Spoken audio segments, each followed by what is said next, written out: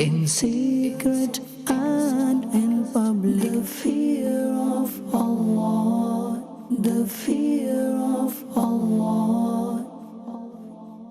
Alhamdulillahi Rabbil Alameen, wassalatu wassalamu ala Sayyidil Anbiya'i wal Mursaleen. Amma ba'd, fa'a'udhu billahi minash shaytanir rajeem.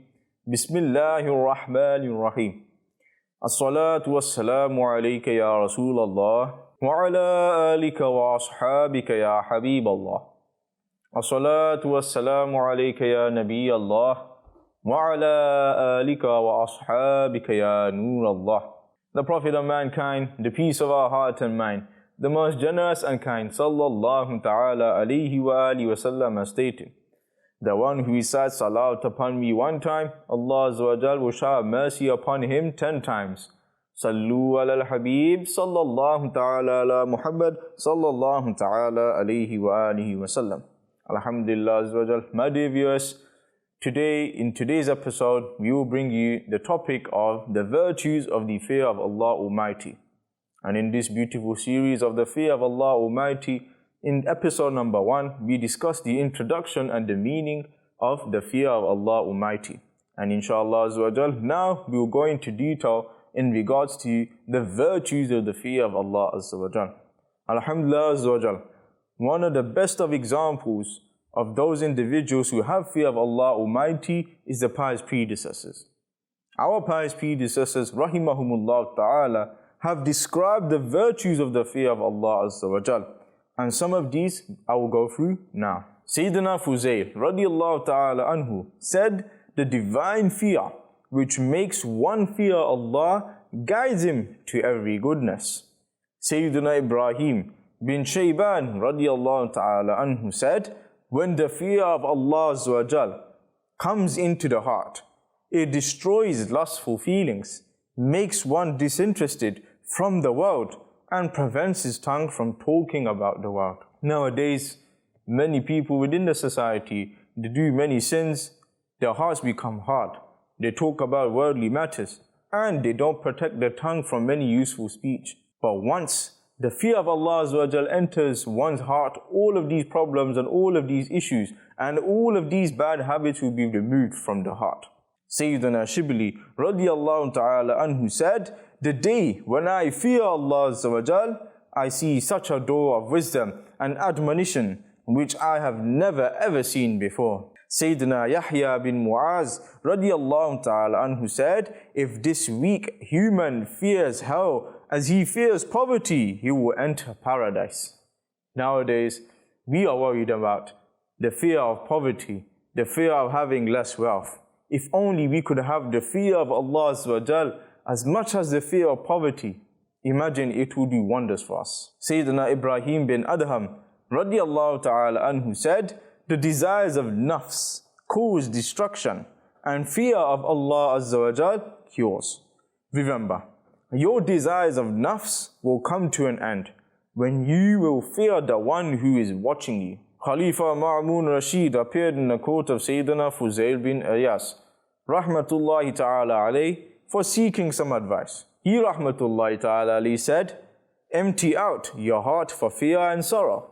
This act will prevent you from disobedience to Allah Azza wa Jal and grant you salvation from the torment of hell. Sayyidina Hatim Asam rahmatullahi ta'ala alayh heard a pious person saying, no companion is better than sorrow and fear for a person.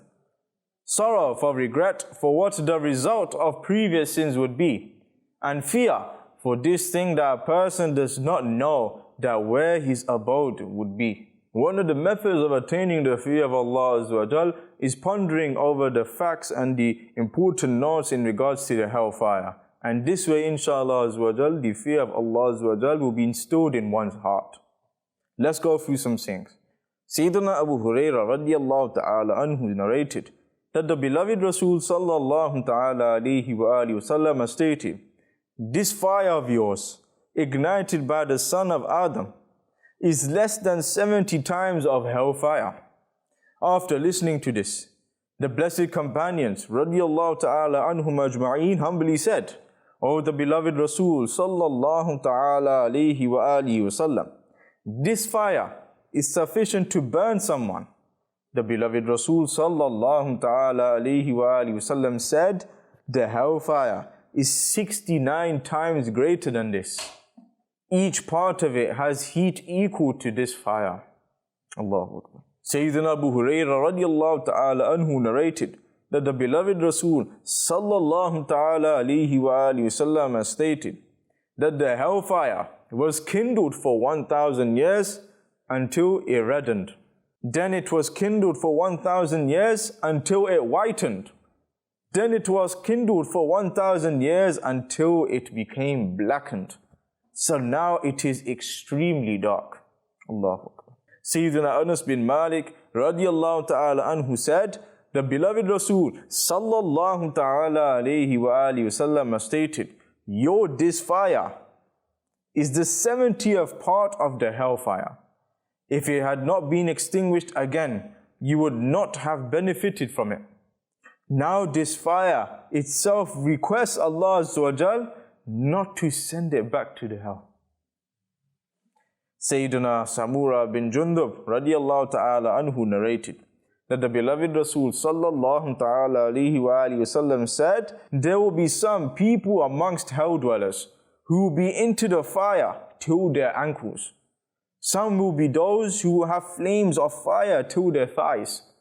And some will be those who will have fire till their waists. And some will be those who will have flames of fire till their necks. Sayyidina Abu Sa'id Khudri radiallahu ta'ala anhu narrated that the beloved Rasul sallallahu ta'ala alayhi wa sallam said, if a bucket of pale water discharged from the wounds of the dwellers of hell is dropped onto the world, people of the world will become stinking. Abdullah bin Haris bin Jaz radiallahu ta'ala anhu said, the beloved Rasul sallallahu ta'ala alayhi wa sallam stated, there are camel-sized snakes in hell. If this snake bites someone once, its pain and venom will remain for 40 years. And there are mule-like scorpions in hell, fastened with pack saddle. Once it stings someone, it will continuously cause pain for 40 years. Sayyidina Abu Hurairah radiallahu ta'ala anhu said, the beloved Rasul sallallahu ta'ala alayhi wa sallam stated, only unfortunate person will enter hell. Someone humbly asked, O beloved Rasul sallallahu ta'ala alayhi wa sallam, who is an unfortunate person? The beloved Rasul sallallahu ta'ala alayhi wa sallam said, the unfortunate person is the one who did not obey Allah Azza wa Jal for attaining the pleasure of Allah Azza wa Jal, and did not give up committing sins for the obedience of Allah. Sayyidina Ibn Abbas radiyallahu ta'ala anhu narrated that the beloved Rasul sallallahu ta'ala alayhi wa sallam said, amongst the dwellers of hell, one who will receive the slightest punishment will be made to wear the shoes of fire, which will cause his brain to boil. May Allah subhanahu wa ta'ala protect every single one of us from hellfire. Ameen. My dear viewers, now we need to keep in view these torments in our mind. We should ponder over our weak and frail body, how sensitive each of our body part is. For example, in normal conditions, our eyes allow us to see the scenes which are too far away from us. If you enter into a room at once, after spending a little time under the sunshine, these eyes become so helpless that they cannot give us a view that it is even closest to us. Similarly, if a tiny grain of sand goes into our eye, then stinging, burning pain shakes our whole body.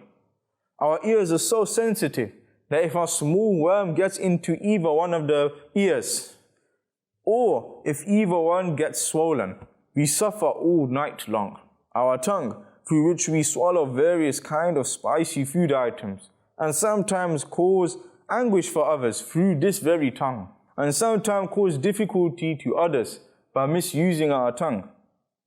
If we happen to eat extremely hot food inadvertently, it leaves blisters on our tongue due to its unbearable hot temperature.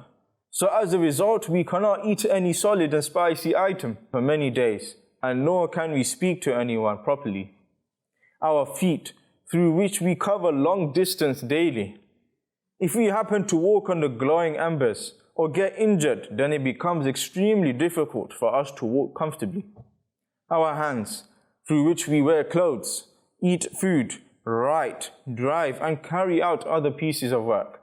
If we have a small scratch on our hands or suffer boils, etc., then how painful it will become for our normal routine life. In short, our whole body is extremely sensitive.